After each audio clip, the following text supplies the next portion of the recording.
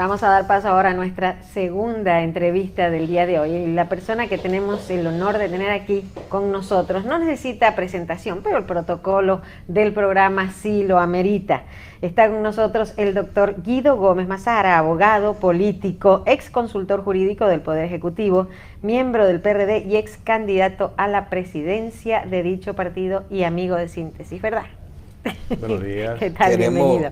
Queremos agradecer a Guido, que fue parte del día de hoy del Media Tour por los medios de comunicación de aquí del canal. Y nada, eso es producto de la competencia. Se mueve rápidamente, sí, de un canal a otro. Problemas con la competencia. Pero vamos a seguir la secuencia de que es un Media Tour, ¿verdad? Vamos en eso. Doctor, antes de entrar en los temas de actualidad, que queremos tocarlo con ustedes, los temas de la reforma constitucional, hablen un poquito de la situación actual del PRD, los casos que usted tiene ante el Tribunal Constitucional y la situación que usted tuvo hace unos días allá, cómo terminó el proceso y cómo va la situación ahora mismo dentro del Partido Revolucionario Dominicano. Yo quiero agregar algo para aprovechar la exposición, la capacidad de exposición del doctor Guido Gómez. Y es por qué, si se le percibe afinidad con el expresidente Mejía, él se queda en el PRD en vez de irse al PRM, que es el proyecto de las personas que la población percibe que son más afines a usted. Sí, bueno, con mucho gusto. Miren, gracias por la invitación y por el Media Tours también. Y de inmediato paso a responder más o menos el planteamiento introductorio que hacen ustedes, ¿no? Sí. Uno nunca es un juez objetivo de su propia causa, yo siempre le digo a la gente que yo en el béisbol soy estrellista y cada vez que el torneo comienza pienso que mi equipo va a ganar. Y como milito en la actividad política uno está lleno de pasión. Yo digo que el día que la pasión no me mueva, no hago nada. Frente a eso, ese argumento es para explicar por qué yo sigo en el PRD. Yo vengo de una tradición familiar vinculada a las luchas democráticas del país en la década de los 60 y de los 70. En el año 1974, formalmente el sector que representaba a mi madre, que era el MPD, se vinculó al Acuerdo de Santiago. Pero mucho antes, en el año 1970, cuando Juan Bosch viene de Benidorm y utiliza una frase, Bosch estaba más tiempo fuera que adentro y Peña se quedaba en el partido, él usó una frase célebre, que él venía a quitar las garrapatas al buey blanco. Y era el reconocimiento de que el MPD, que era el partido de mi padre, tenía un vínculo estrecho con José Francisco Peña Gómez cuando el tema de la conspiración militar, la relación de sectores civiles con sectores militares que conspiraban para desplazar a Balaguer del poder por métodos revolucionarios. Y yo tuve una ancla afectiva porque a partir del 74 mi familia se vinculó al PRD, yo era un niño y toda mi fase de formación fue en el PRD por dos personas. La primera, José Francisco Peña Gómez, y la segunda porque yo soy del vecindario de Milagros Ortiz Bosch. Yo nací en Ciudad Nueva, Milagro ha vivido toda su vida en el edificio Buenaventura, y mi compañero de curso era Juan Basanta. Y frente a eso, un vínculo político, profundizado por la relación de carácter cuasi familiar, me ha mantenido en el PRD. Cuando se presentó la disyuntiva de irnos o quedarnos, yo siempre he pensado que un instrumento que tiene 76 años de historia no puede quedar en manos de gente que no tiene sentido de lo que implica para la democracia dominicana las letras del PRD. Usted puede estar de acuerdo o no con nosotros como partido político, pero tú no puedes hablar de la construcción del modelo democrático dominicano excluyendo el PRD. ¿Y a usted no le preocupa que se le perciba como un alfil del grupo de Mejía dentro del PRD? No, el que me conoce Fidel mínimamente sabe que yo no soy del fil de nadie. Yo no soy trapato mental ni de Maximiliano Gómez. Yo tengo ideas propias y convicciones propias. Y le quiero decir una cosa, yo he tenido tantas discrepancias como coincidencias con Hipólito Mejía, pero lo digo públicamente. Y frente a eso yo tengo ya la edad suficiente para ser agradecido, fundamentalmente agradecido, por tener criterios propios. Y siento que en alguna coyuntura estas fuerzas democráticas y liberales se van a reunir en un punto.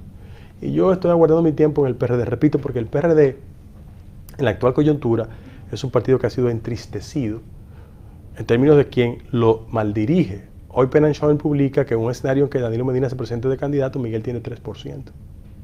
Ponte a pensar que el partido que tenía 47 hace 3 años, hoy tiene 3%. La sociedad sabe quién es el responsable de eso. Ahora, una cosa es la gestión institucional de Miguel y otra cosa es el partido. el ancla histórica, sus vínculos sociales. Por ejemplo, Emmanuel Lequia Guerrero está en el PRD. No se ha ido, está ahí. Y yo debo reconocer, de manera pública, que es verdad que mis mayores afectos están en el PRM. O sea, yo me puedo deleitar visitando a doña Ibelice y hablando sobre el impacto que tuvo Podemos en las recientes elecciones, o Izquierda Unida, y por qué los grupos alternativos se han desarrollado, o el éxito de la izquierda en toda América Latina. Yo me puedo sentar con doña Ibelice a hablar de eso, o con doña Milagros, o con Hugo. Con Peggy no lo puedo sí, hacer. Pero esos son conceptos emotivos, algunos teóricos, pero en sentido práctico, el resultado de su permanencia en el PRD ha sido un conflicto permanente con Miguel Vargas y ha tenido como consecuencia, entre otras razones, quizás muchos errores del mismo Miguel Vargas, la disminución del PRD. Entonces esas personas que comentan que usted se quedó en el PRD como un alfil del grupo de Mejía para dinamitar internamente, puede tener sustento porque los resultados son esos. No, y los hechos son más elocuentes que la palabra. No, pero mira, Fidel, yo no me he quedado en el PRD con el objetivo de dinamitar a nadie. Yo pienso que se ha ido autodescalificando en el seno de la sociedad es Miguel, no yo. Porque quien tiene un préstamo del Banco de Reserva en medio de una campaña electoral no es Guido Gómez Mazara, es Miguel Vargas Maldonado. El que tiene un contrato con aduanas por un almacén fiscal es Miguel Vargas, no Guido Gómez Mazara. El que apoyó la sentencia 168 fue Miguel Vargas, no Guido Gómez Mazara. El que no hace oposición al PLD es Miguel Vargas, no Guido Gómez Mazara. O sea, la gente tiene una concepción muy clara de quién ha jugado su rol. Y frente a eso, yo siento que el tiempo es el mejor aliado de la verdad. Cada cosa se pone en su lugar. Y no tengo dudas que volveremos a un punto de encuentro, de entendimiento, alrededor de ideas, de propuestas. ¿Qué yo pienso que ha sido el error? Mira, yo no tengo problemas personales con Miguel, de verdad. Si Miguel hoy tuviese el nivel de simpatía que tiene Luis, yo estuviese muy entusiasmado apoyándolo, como lo hice en el 2008. Esto no es personal. Ahora, ¿dónde yo pienso que ha radicado el error esencial del partido? Desde el año 1996, en la República Dominicana, la franja conservadora que lideró Joaquín Balaguer ha sido transferida al sector del PLD. Leonel Fernández, inteligentemente, desde el punto de vista electoral, cooptó esas fuerzas sociales. Y el error de Miguel ha sido que él, por su naturaleza conservadora, ha querido ir a ocupar un espacio que ya tiene dueño, que en este caso es Leonel Fernández y Danilo Medina. Si el PRD del 2007, cuando Miguel es candidato presidencial, hace un esfuerzo por afianzarse en los valores liberales y democráticos en el país, cuando tú vas a las contabilidades electorales, el PRD como partido político en los últimos procesos ha sido dominante respecto al PLD de partido a partido. Lo que hace el PLD es que construye con los fondos públicos del Estado Dominicano una coalición de otras fuerzas políticas. Es decir, si tuviésemos un PRD vinculado a la demanda social, a la protesta ciudadana, no a la protesta en el sentido tradicional de la palabra, sino vincular a la ciudadanía desprotegida con el reclamo ciudadano. Claro, claro. O sea, ¿dónde está la propuesta de mi partido respecto a temas esenciales como la inseguridad, la educación, la calidad en el gasto? Y eso no ha ido desvencijando nuestra histórica base social. Yo siempre he dicho que la transferencia automática del voto PRDista hacia el PRM es el resultado de que no hay una empatía entre el discurso de la dirección del PRD con los reclamos de la gente abajo. O sea, el PRD de José Francisco Peña Gómez, al que yo me vinculé, era un partido que tenía vínculos desde la Junta de Vecinos hasta el empresariado dominicano y tenía una propuesta, un discurso. Primero la gente. Exactamente. Yo no creo que la vida, tú tienes que hacer ejercicios de suficiencia intelectual, eso no es necesario, pero la gente se da cuenta y ve cosas. Sienta a Miguel Vargas aquí un día o en cualquier programa y dile, Miguel, ¿qué tú piensas de la calidad en el gasto? ¿Qué tú piensas de la eficiencia del sector público? ¿Qué tú piensas de un drama tan terrible en América Latina? Mira, la inversión del PIB en América Latina con respecto al sector de salud es 5%. Nicaragua, Venezuela, Ecuador, República Dominicana el 1.9%. Cuando tú ves que hay una crisis en el sistema, es porque los recursos no van en la dirección correcta. Entonces, ¿hasta cuándo va a ser esto? O sea, la división simplemente no esto va a ser porque yo tengo que esperar, salvo prueba en contrario, yo tengo que esperar que el proceso político del 16 se agote. O sea, yo quiero ver los votos de Miguel depositados en las urnas.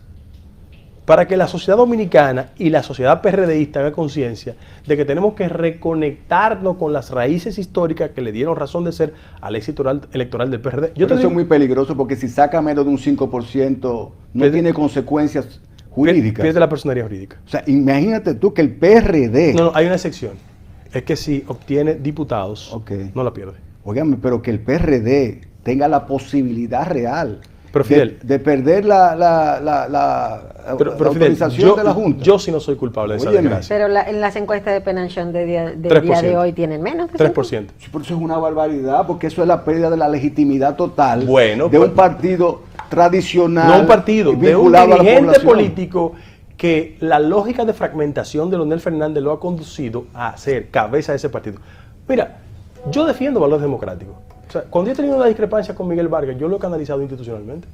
Yo he ido a los tribunales. Pero la gente sabe cómo están constituidos los tribunales. Yo puedo decir públicamente, y lo he dicho en otros lugares, que en el marco de la litigación mía con Miguel Vargas, que es política, un juez del Tribunal Superior Electoral, fue a mi casa a visitarme con la intención de yo que hiciera un pacto. Yo le dije, pero usted es juez, usted no puede estar aquí. O sea, fíjate cómo la caricaturización de los procesos institucionales del país termina degradando la práctica democrática. Y yo estoy luchando para que el PRD vuelva a ser el partido que cree en la institucionalidad real. Por ejemplo, yo no tengo velas en el entierro del PLD, pero cuando yo escucho al presidente Fernández decir públicamente que la sociedad dominicana tiene que correr el riesgo y tomar las precauciones del lugar de que no emerja un Trujillo del siglo XXI, yo pienso que el presidente Fernández ha sido arquitecto de prácticas donde el Trujillo del siglo XXI emerge. ¿Y cómo está constituida la Suprema Corte de Justicia?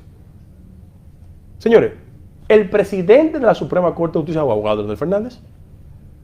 El Tribunal Superior Electoral. Pero Mabel, ¿de quién es Mabel?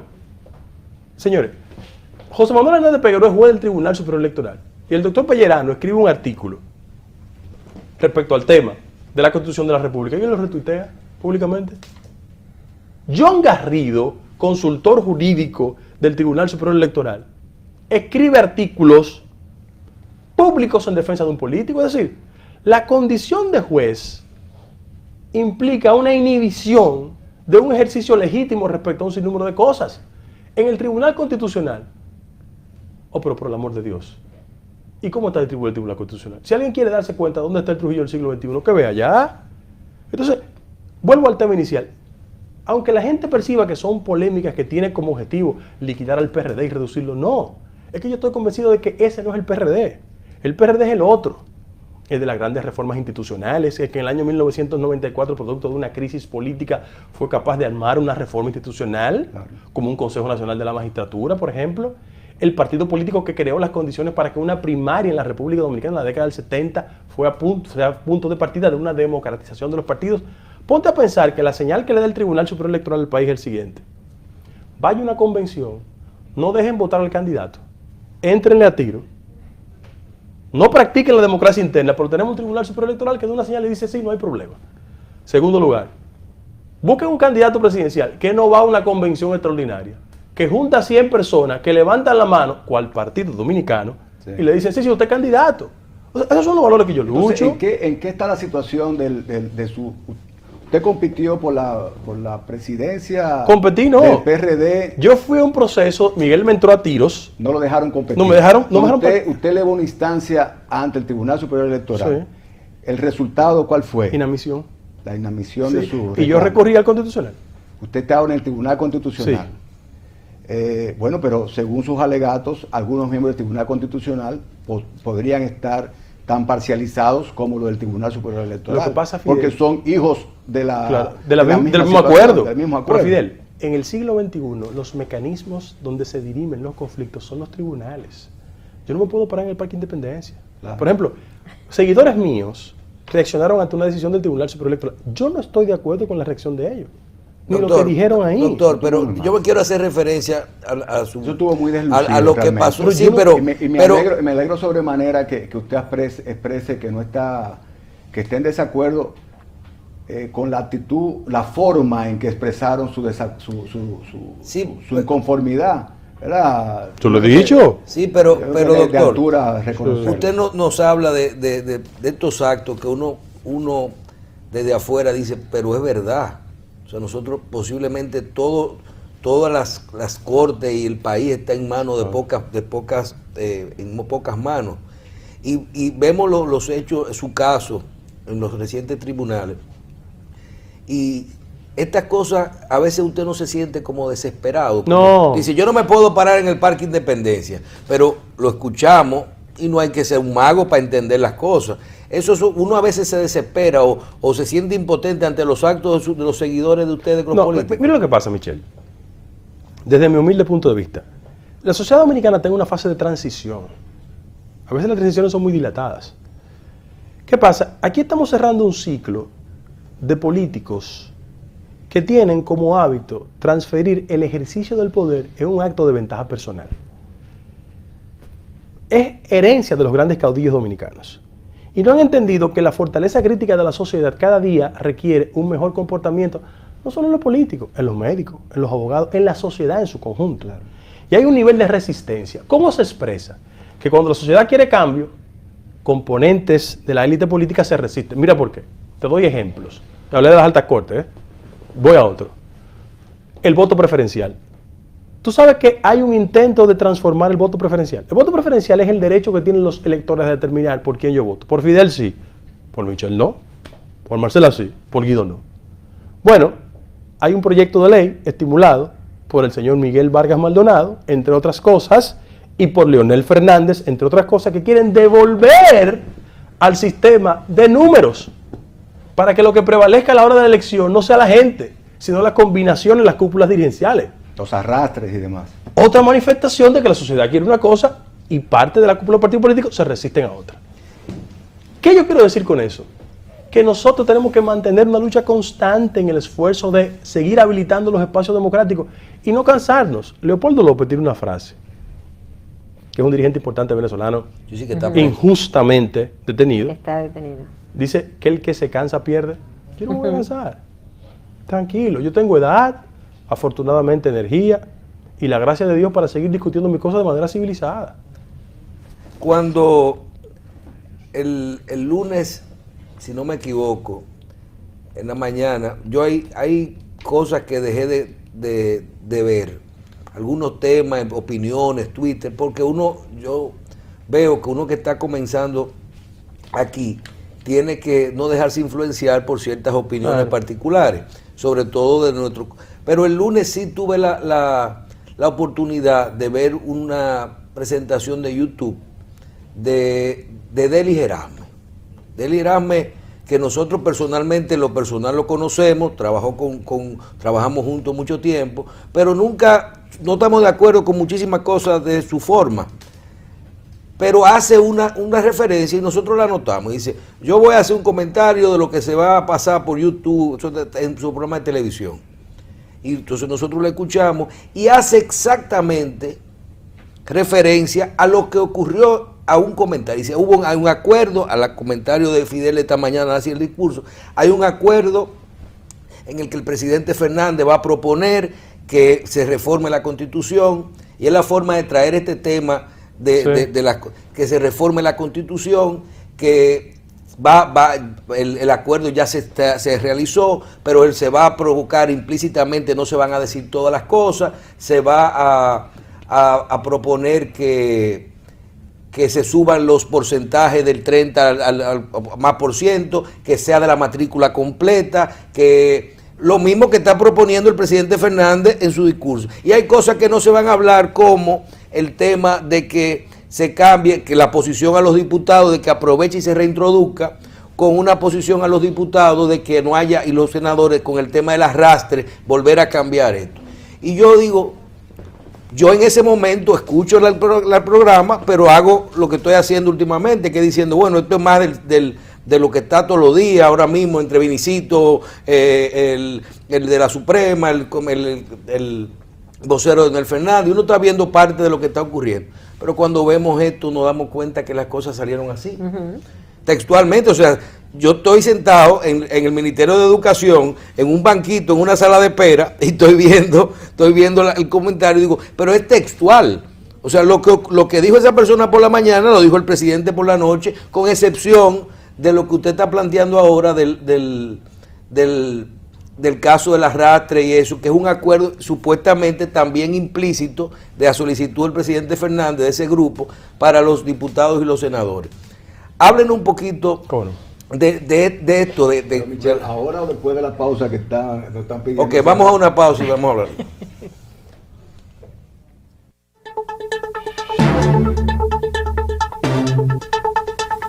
Doctor, cuéntenos su opinión de la reforma constitucional. Ok, vamos por partes. Mira, yo participé en una reforma en el 2002 y lo he dicho en reiteradas oportunidades. El gran problema de las reformas en la República Dominicana es que han sido instrumentos de acomodo político de una determinada coyuntura.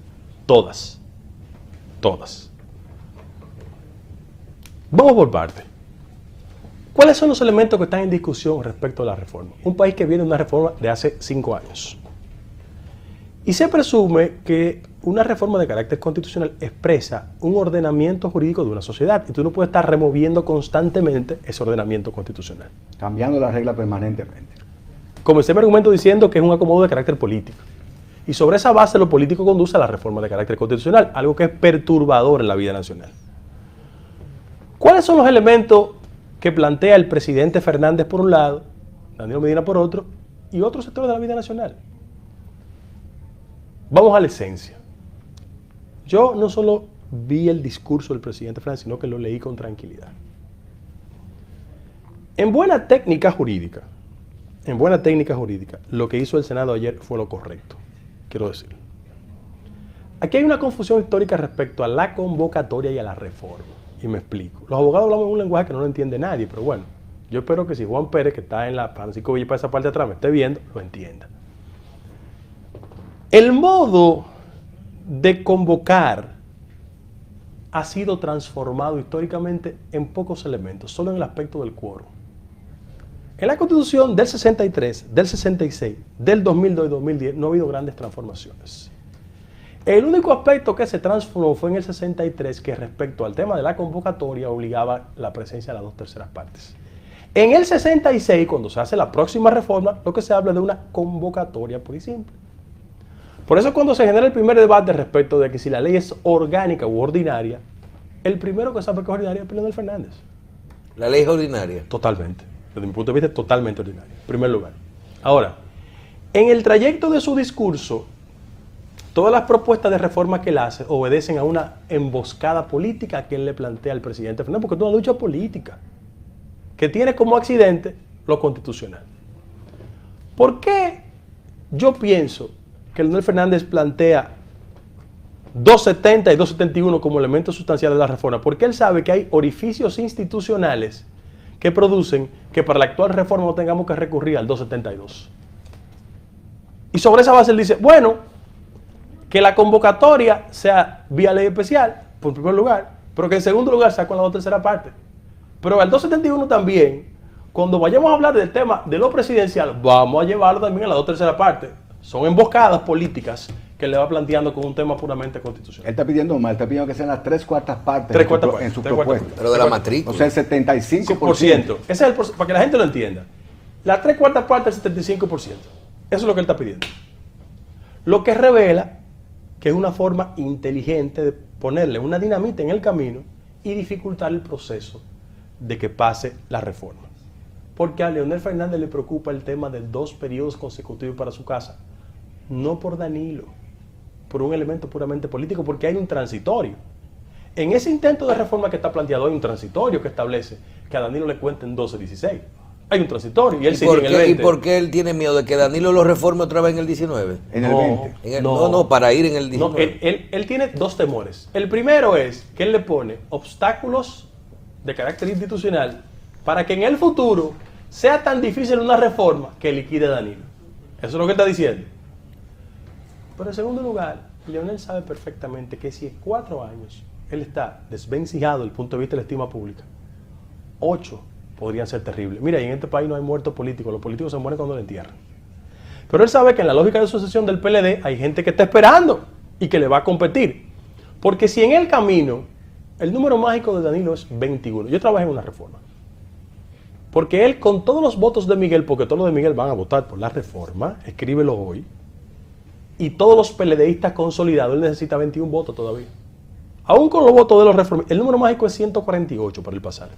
Él va a conseguir los votos. Sí, él va a conseguir los votos de los reformistas que son coherentes, son coherentes. Son reeleccionistas. Reformistas. Los de Miguel. Todo lo del PLD. Todo lo del PLD lo va a conseguir. Sí, Porque es importante resaltar. Mira por qué lo va a conseguir. Que se hace quórum. Usted me está diciendo que Sonia Asamblea Mateo Nacional con la mitad de los senadores y la mitad de los diputados. Con eso se hace Sí, quórum. claro. Pero déjame darte un Luego dato. del quórum, entonces es con el voto calificado de los presentes ahí, ¿verdad? Pero que ahí voy a explicar cómo la presencia es importante y cómo las ausencias también se traducen en éxito. Es parte de la técnica constitucional. Mira, los de Danilo están seguros en dos direcciones. Hablo de los legisladores. O porque pueden retener sus espacios, tanto en la Cámara Alta como en la Baja, o porque si salen del Congreso pueden ser compensados del gobierno. Me explico, ¿verdad? Y los de Leonel van a utilizar la confrontación como un instrumento de negociación. Te traduzco. Si yo me llamo Juaniquito Pérez, para no poner nombre de nadie, Sí. y he sido un militante de Leonel radical, yo puedo entrar en la lógica de votar por la reelección de Danilo Medina. No me pongo un candidato tuyo en mi demarcación. Y ahí yo te garantizo el voto. Ponte un ejemplo, Sonia Mateo, que es la de la línea más extrema. Ella es senadora por Dajabón. Evidentemente ella es de Leonel. Y evidentemente tiene una postura radical. Ahora, si no le ponen al director del INDRI de candidato, es un instrumento de negociación. Eso es política, Eso es realpolitik. Entonces, por eso yo estoy convencido de que ellos al final de la jornada van a votar. Yo hablé de emboscada, porque Leonel está utilizando esos conflictos de carácter constitucional para una negociación. Porque nadie puede pedir que él se inmole. Él está negociando, golpeando. Claro, Golpea y negocia, golpea y negocia. claro. Entonces, sobre esa base hay que tener. Ahora, de los 21 que restan, ahí es que la puerca retuerce el rabo. Mira por qué. Porque los de Miguel saben que no tienen posibilidad y se van a liquidar. Hablo del punto de vista financiero. Todo el mundo sabe a lo que yo me refiero. ¿Cómo es la cosa? Esa misma, así mismo. No, pero repite eso, por favor.